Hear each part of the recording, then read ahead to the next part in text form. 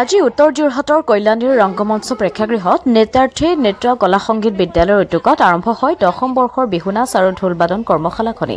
যুৱ সমাজকৰ্মী সুশীল দত্তই আধৰা অনুষ্ঠানটোত আৰম্ভণিতে কল্যাণী সমাজ কল্যাণ কেন্দ্ৰৰ সভাপতি অশোক বৰা, বিশিষ্ট শিল্পী আনন্দ গায়ন, বিহু শিল্পী জীৱন হাজৰিকা, বিহু শিল্পী তথা 2021-22 বৰ্ষৰ ভাৰত চৰকাৰৰ সাংস্কৃতিক মন্ত্ৰালয়ৰ তৰফৰ পৰা জুনিয়ৰ ফেলোশ্বিপ লাভ কৰা মাধুৰিমা বৰুৱা আৰু পোহৰ লাইব্ৰেৰীৰ মুখ্য সম্পাদক অমৰ বৰুৱাই বন্তি প্ৰজ্বলনেৰে শুভাৰম্ভণি কৰে। 31 মাৰ্চৰ পৰা 7 এপ্ৰিললৈকে অনুষ্ঠিত হ'ব লগা 10ম বৰ্ষৰ বাবে বিহুনাচ আৰু ঢোলবাদন কৰ্মশালাখনিত শতাধিক প্ৰশিক্ষাৰ্থীয়ে অংশগ্ৰহণ কৰা দেখিবলৈ পোৱা যায়। ঢোলৰ প্ৰশিক্ষণ প্ৰদান কৰিব বিহু শিল্পী আদিত্য দত্ত আৰু ঋষভ দত্তই। কৰ্মশালাখনিৰ সন্দৰ্ভত বিদ্যালয়খনৰ সঞ্চালিকা তথা নৃত্যশিল্পী অমিয়া মাধুৰী পাউগামে আমাৰ আগত কেনেদৰে মন্তব্য আগবঢ়াই শুনোৱা হওক। নেতাৰ্থী নৃত্যকলাৰ সৌজন্যত আমাৰ 8দিনীয়া বিহুৰ কৰ্মশালা আয়োজন কৰা হৈছে। এই বিহু কৰ্মশালাৰ আজি আমি প্ৰথম দিন আৰম্ভ কৰিছোঁ। আজি আমাৰ এই প্ৰথম দিনত কেইবাজনো বিশিষ্ট ব্যক্তিক মই নিমন্ত্ৰণ কৰি আনিছিলোঁ। এই বিশিষ্ট ব্যক্তিকেইজনৰ ভিতৰত হৈছে প্ৰথম বন্তি প্ৰজ্বলন কৰে আমাৰ কল্যাণী সমাজ কল্যাণ কেন্দ্ৰৰ অশোক বৰাদেৱে, আৰু অনুষ্ঠানটোৰ উদ্বোধন কৰে জীৱন হাজৰিকা পূজা দেৱে, আৰু পোহৰ লাইফৰ অমৰ বৰাদেৱে দুআষাৰ ভাষণ দি সকলোকে আপ্লুত কৰিলে। আৰু আমাৰ এই অনুষ্ঠানটোত মূল প্ৰশিক্ষক হিচাপে আহিছে 21-22ৰ ফেলোশ্বিপ বঁটা পোৱা মাধুৰিমা বৰুৱা, আৰু ঢোলৰ প্ৰশিক্ষক হিচাপে আহিছে আমাৰ নাওবছা গাঁৱৰে আদিত্য দত্ত আৰু ঋষভ দত্ত। মাধুৰিমাৰ লগত সহযোগ কৰিবলৈ আহিছে উজ্জ্বল শইকীয়া, ঢোলৰ তেওঁৰ প্ৰশিক্ষক। আৰু আমাৰ এই অনুষ্ঠানটোত নেতাৰ্থী নৃত্যকলাত আজি আমাৰ 200ৰো অধিক ছাত্ৰ ছাত্ৰীয়ে অংশগ্ৰহণ কৰিছে। আৰু আমি গৌৰৱ কৰোঁ যে আমি নেতাৰ্থী নৃত্যকলাৰ আমি প্ৰতি বছৰে বিহুৰ কৰ্মশালা দিওঁ। এই কৰ্মশালাৰ জৰিয়তে এইবাৰ বেছি ভাল লগা কথা এইটোৱে যে আমি এইবাৰ মহাসংগ্ৰাম যিটো অনুষ্ঠান হৈছিল, সেই অনুষ্ঠানটো নেতাৰ্থী নৃত্যকলা আমাৰ একদম ৰাজ্যিক পৰ্যায়ৰ চূড়ান্ত পৰ্যায়লৈকে মানে অংশগ্ৰহণ কৰিবলৈ সুবিধা পাইছে। আৰু বিশেষকৈ আৰু এটা ভাল খবৰ, আমাৰ নেতাৰ্থী নৃত্যকলাৰ প্ৰায় যিটো আমাৰ বিহু সুৰক্ষা সমিতিৰ অধ্যয়ন কেন্দ্ৰ আছে, সেই অধ্যয়ন কেন্দ্ৰত আমি 70ৰো অধিক সংখ্যক ছাত্ৰ ছাত্ৰী পৰীক্ষা দিবলৈ সুবিধা পাইছিল।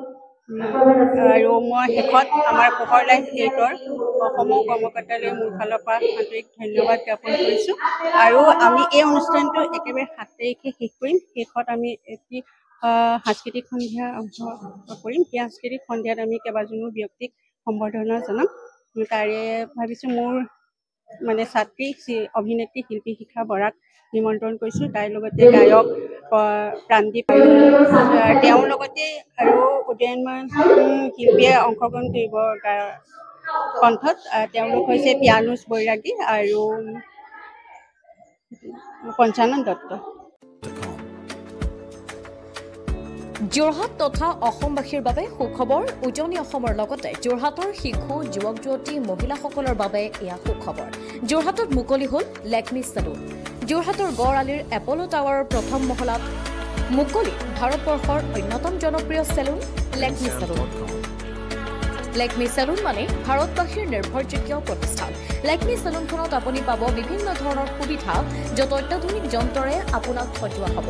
ইয়াত বিভিন্ন bridal package, makeup artist, skin care, hair dresser সুবিধা উপলব্ধ হ'ব, য'ত থাকিব ৰেহাই মূল্য।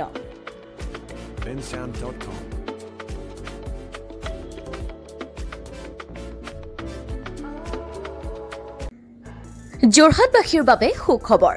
থানা ৰোড ক্ৰিষ্টেল টাৱাৰ প্ৰথম মহলাত মুকলি হ'ল 7 চফিন চিল্ক এম্পেৰিয়াম নামেৰে এখনি আটকধুনীয়া সাজপাৰৰ বিপণী। ইয়াত আধুনিক ডিজাইনৰ পিয়ৰ পাট মুগা, এৰী, নুনি, টচ আদিৰ লগতে বংগীয় হস্ত নিৰ্মিত সাজপাৰ, কাঠা ষ্টিচ, জামদানি, অসমীয়া গহনা, টেৰাকটা গহনা উচিত মূল্যত উপলব্ধ হ'ব। বিপণীখনৰ পৰা অনলাইন যোগেদি বা হোৱাটছএপৰ যোগেদি আপুনি আপোনাৰ মন পচন্দৰ কাপোৰ তথা গহনা ক্ৰয় কৰিব পাৰিব। ঠিকনা হৈছে ক্ৰিষ্টেল ৰোডৰ প্ৰথম মহলা। যোগাযোগৰ নম্বৰ স্ক্ৰীণত আপোনালোকে নিশ্চয় প্ৰত্যক্ষ কৰিছে।